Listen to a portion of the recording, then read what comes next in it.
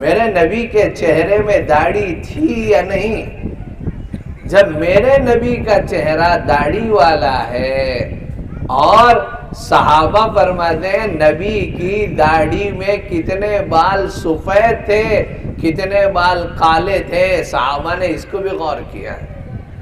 تو خلاصہ یہ ہے کہ میرے عزیزو، ہمارے نوجوان جو بھی ہیں ان کے چہروں پر داڑھی ہونا چاہیے، یہ سنت ہے۔ ہماری زندگی کا ہر شعبہ یہ سنت کے مطابق ہونا چاہیے۔ اللہ کے نبی صلی اللہ علیہ وسلم کے جو اعمال ہیں وہ ہم اپنی زندگی میں لانا ہے۔ میرے عزیزو، محبت کرنا ہے تو دنیا کے لوگوں سے محبت نہیں کرنا ہے، محبت کرنا ہے تو خالصتاً اللہ اور اللہ کے رسول سے محبت کرنا ہے۔ آپ کو ایک واقعہ سناتا ہوں، بڑا دلچسپ واقعہ ہے، محدثین نے بڑے ہی اہتمام سے اس کو لکھا ہے۔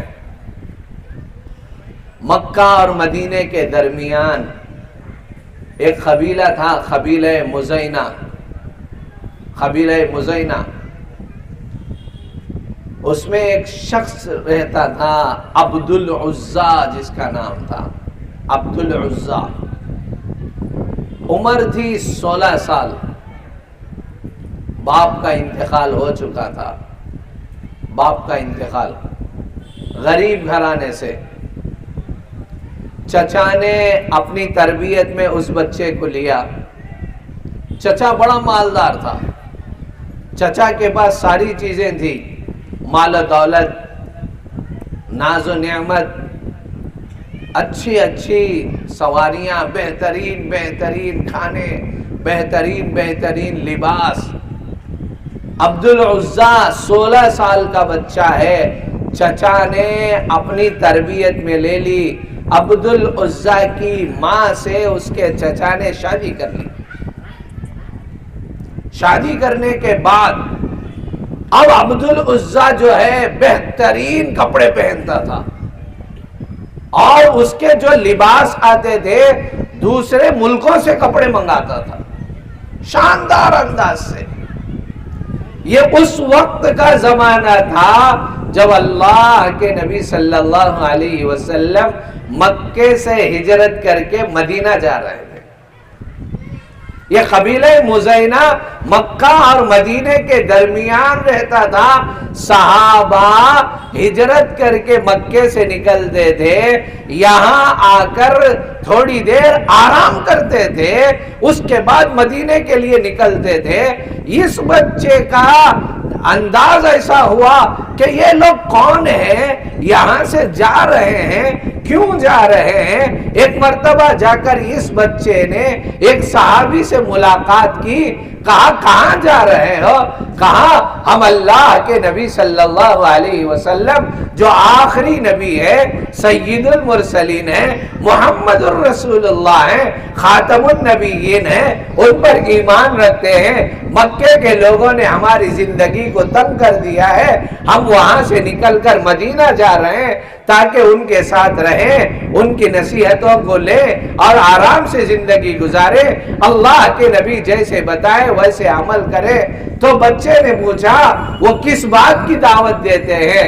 تو صحابہ نے کہا ایک اللہ کی دعوت دیتے ہیں، بتوں کی عبادتوں سے منع کرتے ہیں، خالق اور مالک اللہ کی اکیلی ذات ہے۔ تو کہا وہ کن کن چیزوں کو کہتے ہیں؟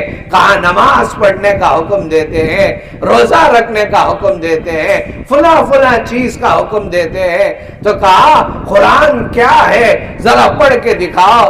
کسی صحابی نے قرآن مجید پڑھ کے سنایا، عجیب دل کے اندر اثر ہوا، وہ بچہ گھر کو آ گیا، اپنے اندر احساسات ہو رہے تھے، یہ کیسا کلام ہے؟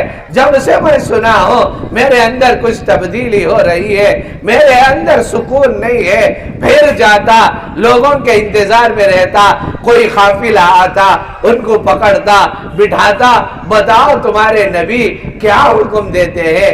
کیا سکھاتے ہیں؟ وہ صحابہ کچھ بولتے اور سکون محسوس ہوتا، پھر گھر میں نہیں رہتا، پھر آتا، لوگوں کے انتظار میں رہتا، کوئی قافلہ آ رہا ہے، وہاں آ کر بیٹھتا تو وہ لوگ اللہ کے نبی کی تعلیمات کو سامنے رکھتے، خوش ہو گیا اور کہا جو تمہارے نبی دعوت دیتے ہیں، جس کلمے کی تلقین کرتے ہیں، وہ مجھے پڑھاؤ اور مجھے اسلام میں داخل کراؤ۔